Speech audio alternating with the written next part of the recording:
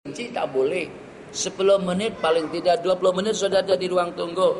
Untuk apa? Tuh pusatnya masih ada base, sudah dalam pesawat.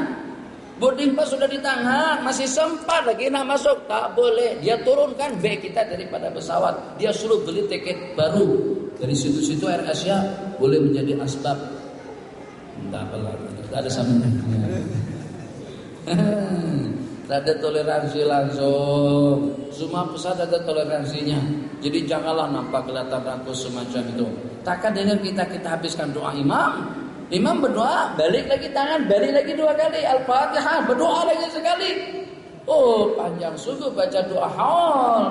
Makna subaika, muslimin, muslimat, mumin, muminat, fuqaha, muhaddisin, mufassirin semuanya disebut.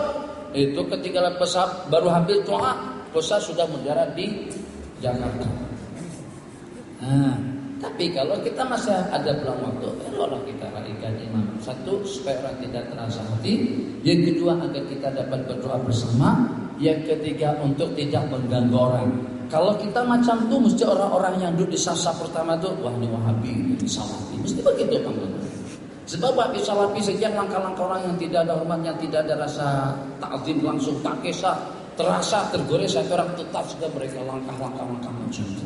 Tidak ada adab, karena bagi mereka tidak ada tasawuf.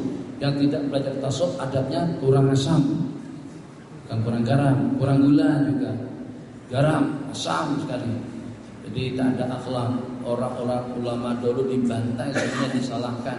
Memangnya seperti apa mereka? Yang lain tadi itu sebab. Ya, Waalaikumsalam warahmatullahi wabarakatuh. Apa tuh? Dengan perbuatan manusia dalam waktu yang sama pun juga dengan takdir daripada Allah Jalla wa'ala. Allah mengetahui apa yang kita nak pilih. Allah mengetahui apa yang kita nak buat. Dengan tidak memaksakan, kita harus buat seperti apa yang Allah takdir. Tapi macam mana pun kita memilih yang itu kah, memilih yang ini kah, memilih yang mana satu, pilihan Anda itu tidak akan luput daripada ketetapan takdir. Kedua-duanya. Jadi manusia tidak sebagaimana robot.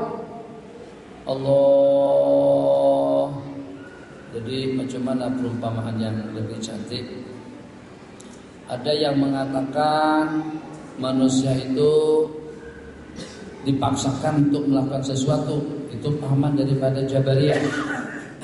Ada juga yang mengatakan pahaman daripada Qadariyah, manusia punya wewenang untuk menentukan sesuatu dan Allah tidak tahu apa yang akan kita laksanakan. Kalau Jabariyah, kita seperti anak patung. Kalau Jabariyah, kita seperti orang mati. Nah diangkat, nah diusung, tidak ada kemampuan sama sekali. Kalau Qadariyah, segala-galanya kita yang buat, Allah tidak tahu. Sementara akidah Ahlussunnah wal Jamaah, kita kedua-duanya. Allah bagikan wewenang, ikhtiar untuk memilih. Kalau tidak, untuk apa kita buat pengajian? Kalau tidak, untuk apa Allah utus para nabi-nabi dan rasul? Kalau sudah Allah takdirkan masuk neraka, yang itu masuk surga, untuk apa lagi kita berbuat? Untuk apa para nabi-nabi jadi utus? Amar ma'ruf, dinasihati, dibimbing, tapi kita berupaya. Jadi adanya usaha ikhtiar untuk membaikkan keadaan diri seseorang, itu berarti seseorang itu punya wewenang untuk memilih, punya wewenang untuk melakukan itu dan ini. Tapi tetap wewenangnya tidak akan luput daripada pantauan ilmu Allah, yang itu adalah takdir. Wewenang kita untuk memilih apa saja, kita memilih yang itu atau memilih yang ini, Allah tahu pilihan yang akan kita pilih. Jadi bukan pilihan Allah, bukan ilmu Allah itu setelah kita pilih baru Allah tahu, tidak. Memang susah untuk memahami takdir, itu susah. Kalau kita sebati dengan takdir yang mengatakan semuanya daripada Allah, itu memang betul. Tapi kalau pada saat kita terbabi dengan melakukan perkara buruk, Allah juga yang takdirkan. Tak sembahyang, takdir Allah. Tak puasa, takdir Allah. Lasak, bukan lasak, samsing, zalim, takdir Allah. Merokok orang, takdir Allah. Mencuri, takdir Allah. Kenapa dipenjarakan? Orang berzina kenapa dirajam? Yang membunuh kenapa dibunuh? Kalau memang itu takdir, anda jangan bunuh aku, kenapa bawa aku ke Bukit Aman? Ini takdirnya Allah. Allah yang takdir aku jadi macam ini.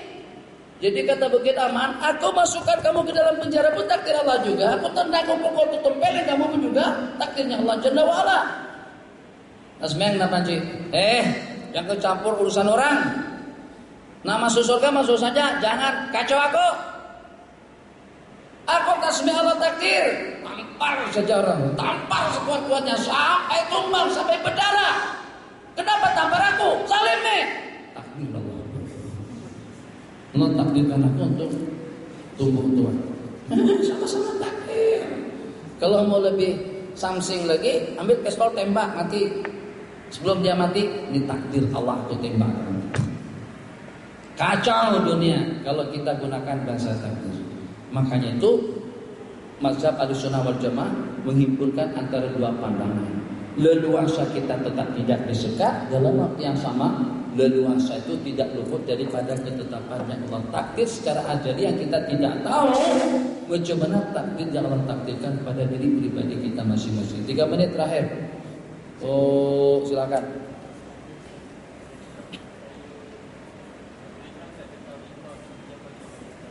Hah? Riba. Terlepas daripada duit ada sundaran tak ada sundaran, tapi yang secara pasti 50 dengan 60 mana yang lebih banyak? Mana yang lebih untung? Dapat 1 juta kah atau dapat 2 juta kah? 1 juta lebih banyak.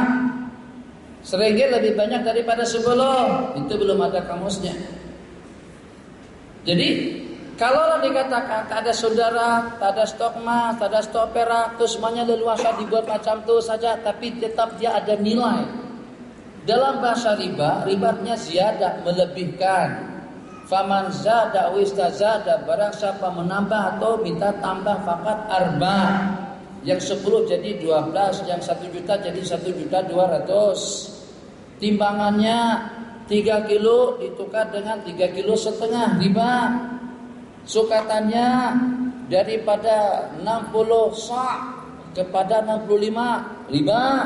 Begitulah, asalkan ada perbedaan lebih dan kurangnya daripada sesuatu yang kita transaksikan. Satu, duit, emas perak, makanan, itu yang terbabit dengan riba. Disebut dengan al-asnafur ribawiyah. Ada jenis-jenis makanan, tapi kalau seperti balok sebut tukar saja, 1 balok tukar 2, tidak ada masalah. 3 kereta jual dengan 1 kereta. Jadi kita punya kereta mewah namanya Lamborghini, dijual dengan 10 jenis macam kereta. Di situ kereta sejak daripada tahun 90-an. Kereta Malaysia tahun 97, Wira tahun 97, Saga tahun 97. Kemudian dengan yang berikutnya Kancil, Wira, Wajah, Perdana, kemudian yang sekarang ini Espera, kemudian Spera, lepas itu yang Mitsubishi yang Pripa, kemudian tambah Jinto, Sona,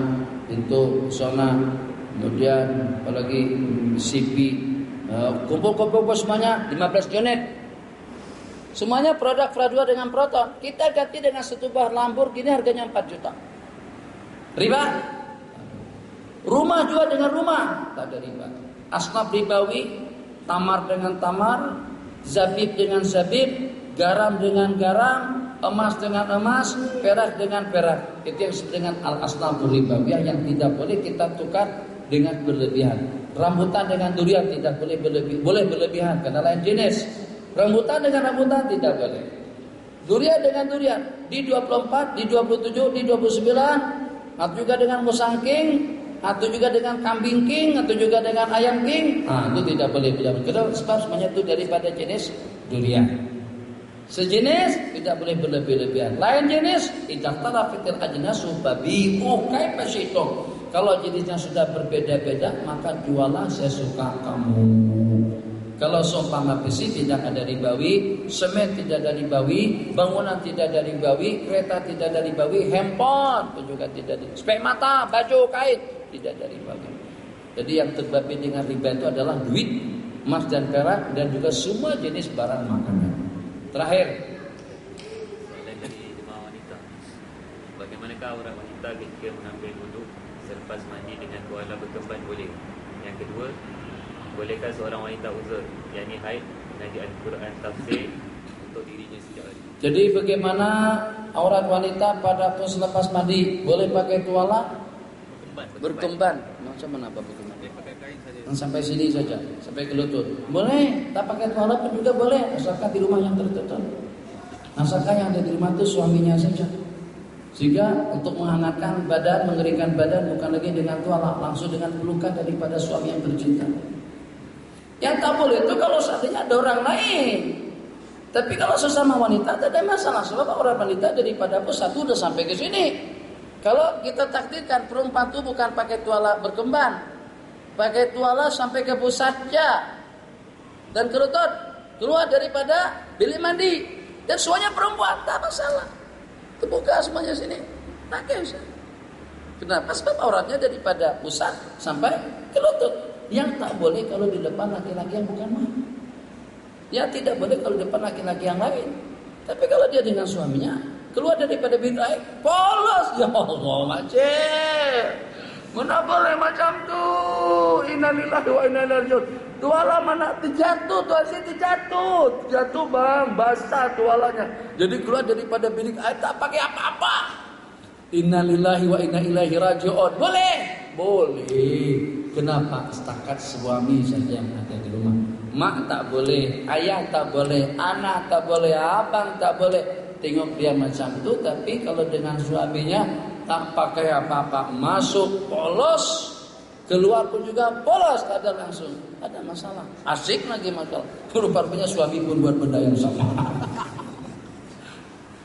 Di rumah, apartemen, kolam renang, ada cuma ada orang. Kan banyak rumah-rumah memang macam tu. Satu villa, satu banglo besar, ada kolam renangnya, tak ada orang. Sebab ada sekatan samping menyamping. Tak ada apartemen, tidak ada bangunan yang tinggi, semuanya rata begitu. Mandi pakai kolam renang, tak ada masalah. Yang nonton suami. Kalau seandainya mau nari gele pun, tari saja situ. Suami yang jadi pemerhati. Nilai Allah Akbar, bravo. Tak kisah, dua orang istri. Yang tak boleh itu kalau sudah ada anak cucu jadi penonton. Nah, itu parah betul. Tuan, malu nasikin. Itu tak boleh lah. Yang kedua, mengaji tafsir untuk kepentingan pribadi. Dia bukan tak boleh kalau mengajarkan kepada orang lain saja, tak ada bedanya.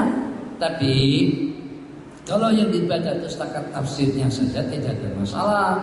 Yang tidak boleh membaca Al-Quran yang pada masa itu berupa tidak boleh baca Quran, tidak boleh mengangkat Al-Quran, tidak boleh menyentuh Al-Quran, tidak boleh berada di dalam masjid yang memang diperuntukkan khas untuk dewan ibadah.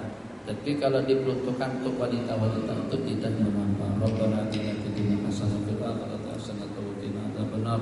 Subhanakallahumma wa bihamdika asyhadu an la ilaha illa anta astaghfiruka wa atubu ilaik. Amin. Afdhalus salatu wa taslimu ala sayyidina Muhammad